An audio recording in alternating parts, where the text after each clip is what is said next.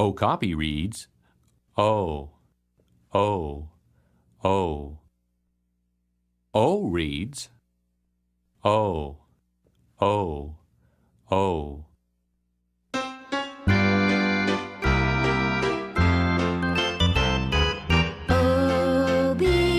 Okapi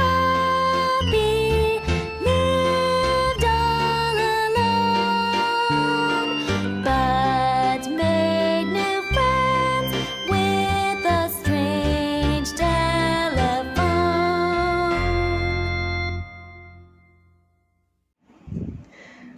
Okapi. Okapi lived with his family far from the other animals in a remote part of the jungle. Okapis are a lot like giraffes. Okapis are tall and have creamy white stripes on their legs. Although okapis are not exactly unfriendly, they do choose homes away from the other animals. One day, all the young okapis were frolicking together in a clearing in the jungle. They found a strange home. No creature they had ever known made such a home. There was a brown hut of some kind with lots of shiny tin things hanging about the area. What kind of visitor had come to the jungle? There was not a movement around the strange home they had found. Suddenly, through the forest they could hear footsteps. The strange new visitor was coming back to its home. The little animals scattered quickly.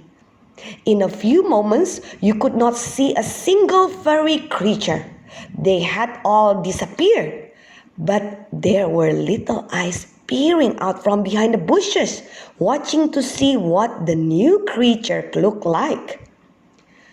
Okapi was one of the watching animals, and what a surprising sight he saw! A creature that walked on two legs came into view, followed by its mate, also walking on its two legs, and a little one walked between them. If you had seen them, you would have called them a man, woman, and child.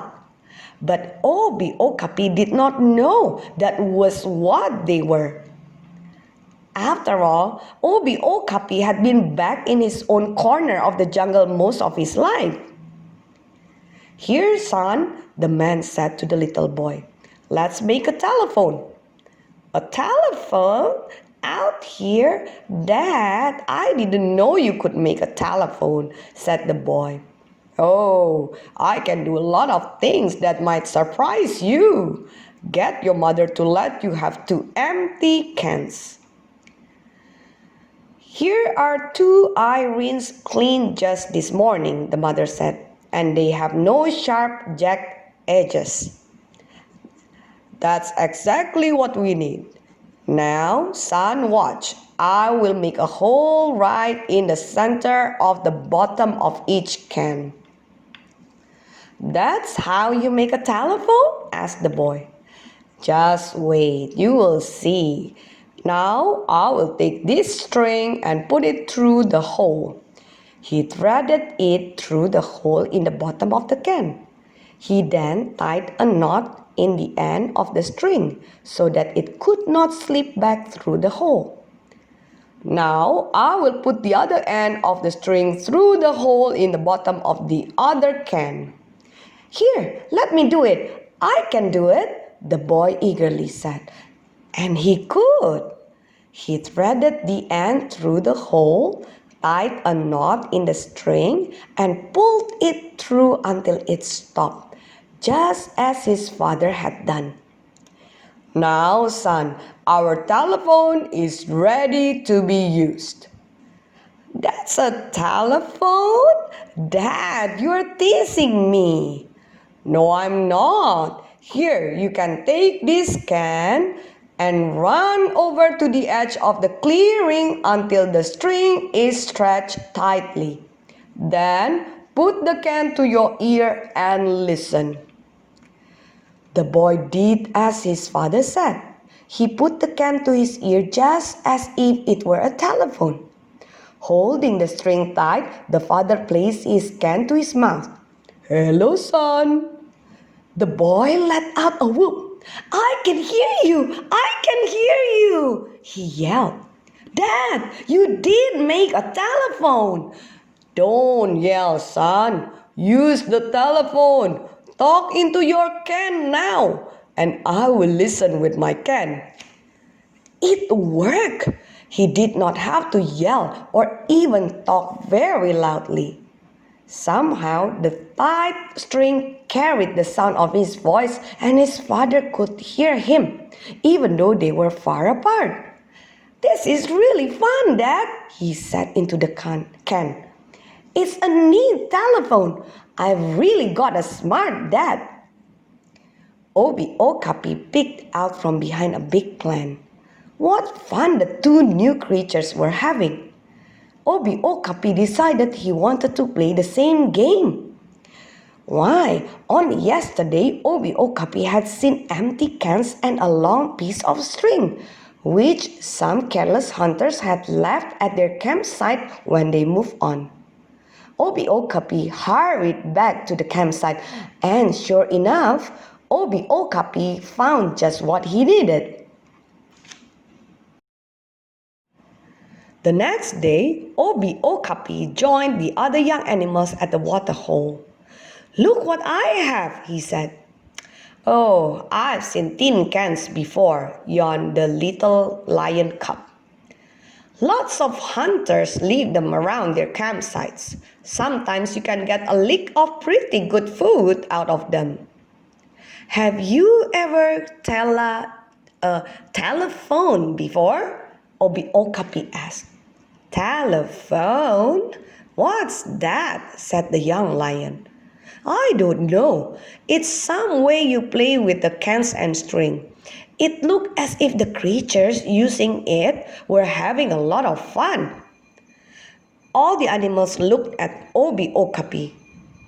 "Don't you know what those creatures were?" "No," said Okapi. "We don't have any like that where I live." "That was a man, Okapi. You have to be careful of creatures like that." "Well, they look happy, that's all I can say." Okapi wanted so badly to make friends with the other animals, but he was so shy. Okapi knew if he were to have friends, he was going to have to be friendly. "Let's play," Okapi said. "Who wants to be my friend and try to talk on the telephone?" How scared Okapi was that no one would play with him. He smiled just a little bit of a smile. "Please," he said. "I'll play with you, Okapi," said the little tiger. "I will too," said the frog and the little monkey. Soon, all the animals were playing with Okapi. He had lots of friends because he decided to be friendly. Now, I'm not going to tell you that the animals learned to talk on Okapi's telephone because they never really did do that. But what fun they had with the two cans and the string. They threw the cans and got tangled up in the string and had a great time. One thing was true.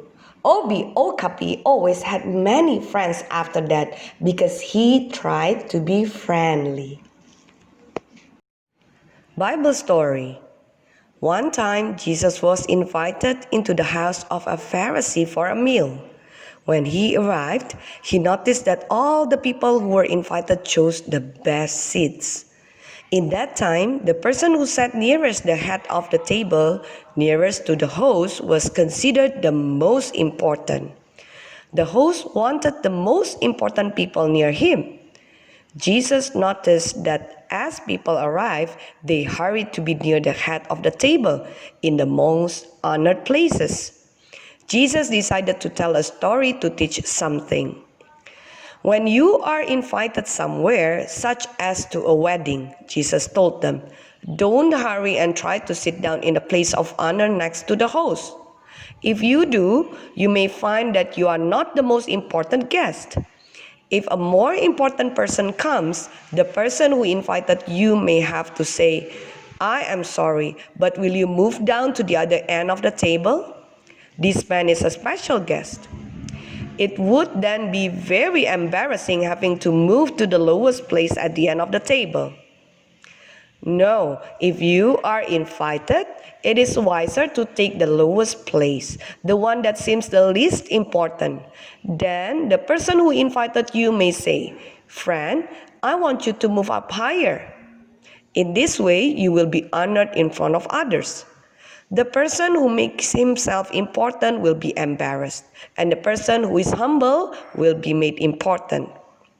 Then Jesus turned to the man who had invited him to dinner and said, "When you have a dinner or a party, don't invite your friends, your family, or your rich neighbors.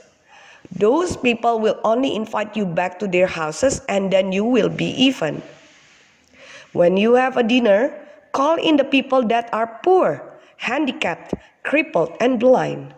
Then you will have a blessing because you will be doing something friendly. You will be helping people who cannot pay you back. Then you will be repaid in heaven by God." In the New Testament, in the book of James, we are also taught to be friendly to all people, not just the rich or important people. The Bible teaches that if we have a rich man dressed in gold rings and fine clothing come into our congregation, and also a poor man dressed in shabby clothing, that we should not give special attention to the rich man. We should not say to the rich man, "Come in, sit down in our best seat," and then say to the poor man, "Why don't you sit over in the back corner?" The book of James tells us that God has chosen poor people who love Him to be rich in faith and to inherit a great reward in heaven. If they are special to God, we should also treat them with special love and honor. Sometimes it is easier for us to try to be friends with those who already have friends. We tend to want to be with the most popular people, those who have beautiful clothes and perhaps more money. The Bible shows we have a duty to be friendly to everyone. After all, the person who is poor, wrecked, and dirty needs your friendship as much as the happy, well-dressed person. We show the love of God to others when we are kind to them because we love them, not because they are well-dressed or because they are kind to us.